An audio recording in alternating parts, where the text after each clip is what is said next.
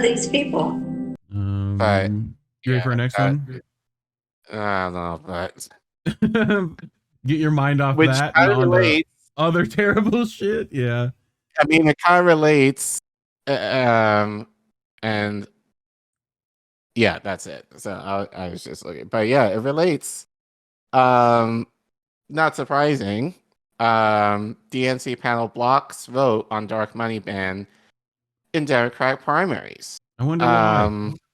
Gee, I wonder why. So Nevada Democratic Party Chair Judith Whitmer, the lead sponsor of the resolution, said that dark money is being used to silence the voices of our party most needs to hear.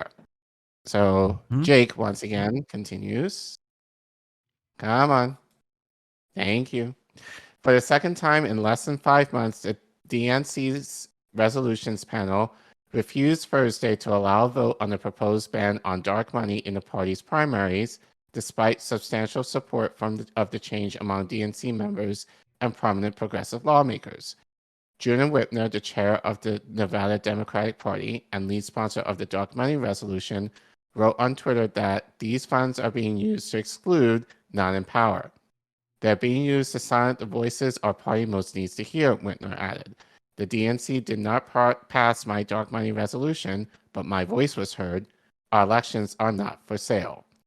According to DNC member R.L. Miller, the founder of the Climate Hawks Vote, not a single person on the resolutions committee dares move to even put it for a vote, just like summer 2022. During that meeting, which took place in September, the panel also declined to let the proposed dark money ban advance to a vote, as Common Dreams reported at that time. Recounting the September meeting in an op-ed for The Nation, longtime DNC member James Zogby, who helped craft the dark money proposal, wrote that after Whitmer delivered a powerful statement to the resolutions panel in support of the ban, the channel chairs asked if any member of the committee wanted to put our resolution up for a vote. There was dead silence in the room, Zogby wrote, suggesting that members were likely pressured by DNC leadership to stonewall the dark money proposal. With not one of the 24 committee members in attendance willing to call for a vote, the resolution died. Which committee was this? I want to look it up. Go back. Yeah, look it up. It was Resolutions Committee. Which is that, the Senate or the House? My guess that would be the DNC Resolutions Committee. Probably Senate. So let's see who's on that committee, if you don't mind. That's what I'm looking up now. So let's see if we know any familiar faces. But anyway, while you do that, I'll continue reading. I'm looking for it. The DNC's proceedings are notoriously anti-democratic and untransparent, and are likely to become even more so under bylaw changes of that body quietly enacted during the September gathering. As The Intercept's Lakia Lacey reported following last year's meeting, the National Committee approved language requiring that it must ratify any bylaw amendments that the convention, a broader body, wants to adopt. The amendment removes the authority over DNC decisions from the National Convention, which includes thousands of members, and places it instead in the smaller National Committee of just under 500, Lacey noted. According to 3 people present, several DNC members were frustrated with the change. If we don't get the dark money, what I call the dirty money, out of Democratic primaries, it becomes increasingly impossible to elect the challengers, the insurgents, the progressives in those primaries. The DNC doesn't publicize the membership lists of the standing committees, though 2020 reporting from Sludge identified at least 3 corporate lobbyists who were serving on the resolution panels at that time. Charlie King, okay. Tony Colho. These are like DNC members. Lobbying firm Mercury Public Affairs, Charlie King, former senior advisor to Cuomo.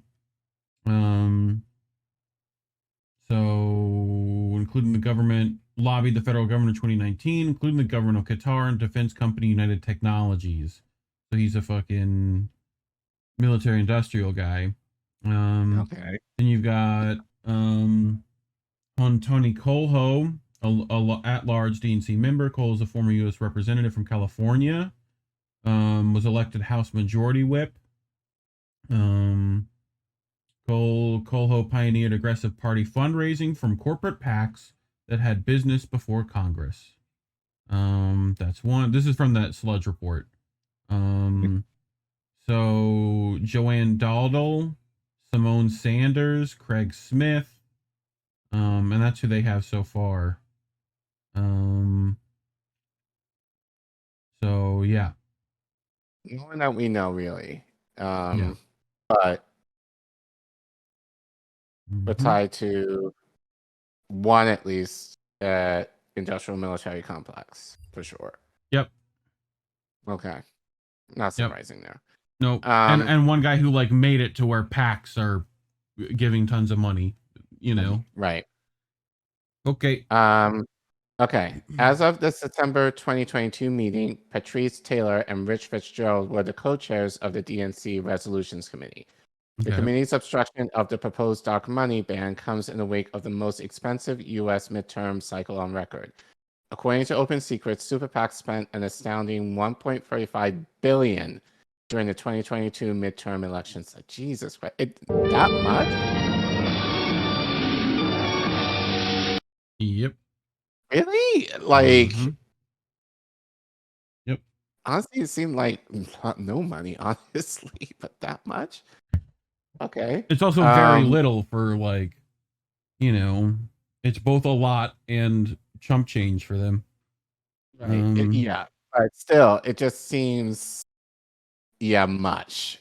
But an outgrowth of the Supreme Court's 2010 Citizens United decision, super PACs are legally required to disclose their donors, but many of them are effectively dark money groups because of how difficult it is to trace the sources of their funding.